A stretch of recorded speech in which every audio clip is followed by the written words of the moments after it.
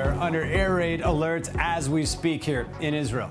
Just as I'm jumping on air with you live from Tel Aviv, I'm David Matlin. This is the rundown, and we are again under live fire from Yemen as we speak here. Now, the sirens sounding out across central Israel. We're waiting to see if they affect the exact area where we're sitting right now, but this has been the case for many days on end in recent time now, as ballistic missiles continue to be terrorizing the state of Israel, mostly intercepted, I should say, as they approach the country here, though the fallout from such fast-moving, large, explosive devices now could still affect large swaths of central Israel. And continually, we see the sirens going off across all the major community centers and population centers around central Israel, from Jerusalem on through into Tel Aviv. So again, that's happening right now as we speak. We'll get a few more details on that. Again, this coming on the heels of 2 rockets that were intercepted from Gaza also this last hour, as the Israeli military moves to expand its renewed offensive across the Gaza Strip, launching targeted precision strikes on a rolling list of senior Hamas officials, leaders of the terror organization's political, financial, and educational branches. It's out of the 20 members of the Hamas political bureau elected back in 2021, 11 have been assassinated during the war in Gaza. 4 of them killed just since last Tuesday. The others thought to be in exile. Now, Israel resumed airstrikes after an impasse around the ceasefire. Has also indicated it's preparing to expand ground operations, redeploying an armored division that had been stationed on the border with Lebanon, a front that once demanded over 60% of Israel's forces. And again, bringing you back around to the immediate. You see here the scenes in Jerusalem and in Tel Aviv here now as air raid sirens again sounding out, sending millions of Israelis at this very moment into shelter. From what we can tell, again, and we'll keep you updated on this as the details emerge, likely another ballistic missile being shot from the Houthis in Yemen at Israel. And so I'll bring you into our studio here, our correspondents with us, our security analyst, Yaakov Lapin, and our correspondent, Blair Sladin. Blair, first of all, what just happened as we're coming on air here right now with the sirens blaring at the same time? Yes, about 2 minutes ago, sirens all over the central area of Israel, Gush Etzion, and also the Sharon area. Apparently, 1 ballistic missile that was fired from Yemen now is intercepted over Herzliya, just north of here, about a couple of kilometers from Israeli here. airspace this time, from what we can tell. Yes, in the Israeli airspace, because we get some videos actually of the interception, or at least for the rocket itself, or the missile itself, excuse me. Also seen from Jerusalem. So we're talking about this time a missile that did actually infiltrate Israeli airspace. Unlike the others that were fired the past few days, they were all intercepted outside of Israeli airspace. This time it reached the Israeli airspace, infiltrated it, and now it is apparently intercepted by the Israeli air defense systems above Herzliya, a couple of kilometers north of here, and we're waiting for the official statement by the IDF, of course. Well, certainly we'll follow up on any of the details around this, fitting in line with one of the major aspects of the story we're here to cover tonight, the Houthi.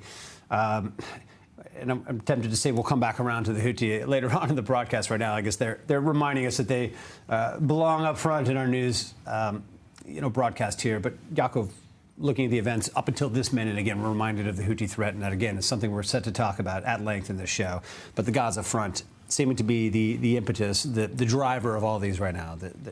From Yemen, the rocket fire coming in from Yemen, missile fire coming in from Yemen, a direct line linkage to the campaign in Gaza. What kind of impact, as I detail some of the hits that the IDF has been making on this sort of political echelon of Hamas, what kind of impact does it appear the IDF is having in Gaza this week? I think the impact is wider than what a lot of the public perceives. The number of precise eliminations of members of both Hamas's military wing and political bureau has been very high. And, if we just run through some of the names in recent days of senior Hamas members who've been eliminated, we've got Ahmed al-Shimali. He was the deputy commander of Hamas's Gaza Brigade. That's a senior terrorist. We have a commander of Hamas's Shajaya battalion. Now, what's also interesting is the fact there's also a member of Hamas's intelligence branch who was killed in recent days. So these are very painful hits. But as you mentioned at the introduction to this program, there is a growing number of Hamas political bureau members being eliminated. And it's important to point out why, because the Hamas political bureau is the main way that Hamas wants to rule the Gaza Strip through its political regime. And the political branch has direct ties to the military branch. There's no way to actually separate them. They're completely part of one organic organization. So, part of the organization for the 7th of October came from the so-called political branch, and the internal security forces of Hamas, which are used to maintain iron grip control over the Gaza Strip, work hand in hand with the terrorists who crossed the border on the 7th of October. So this is an all-out attack on Hamas's political and military terrorist wing. And, the killing of the so-called Hamas Prime Minister, Bahoum, at the Nasser hospital, who only last week replaced the last Hamas member who was acting as the so-called prime minister. So Israel is sending a very clear message here. They're tracking all of these members. They're using precise firepower, and they're coming down hard on the political and the military branches as the ground offensive is gradually, slowly expanding in southern Gaza, central Gaza, and in northern Gaza. We've got IDF troops active on the ground in all three locations, so the pressure is on. One could argue, perhaps for the first time even in this year and a half of conflict, that the IDF's declaring this Hamas administration is over on all levels. I want to cut in here again at the top of our broadcast being hijacked by the Houthi from Yemen here. This is video that emerged from just a few minutes ago, truly minutes, as we were coming on air. And this ballistic missile coming in from Yemen, again intercepted by Israeli air defenses. They're the top tier of the Israeli air defenses, the Arrow system, going into action against these very high altitude, fast moving and large explosives coming in the form of ballistic missiles from Yemen. So this one again intercepted as it came in, nonetheless, sending millions of Israelis to shelter.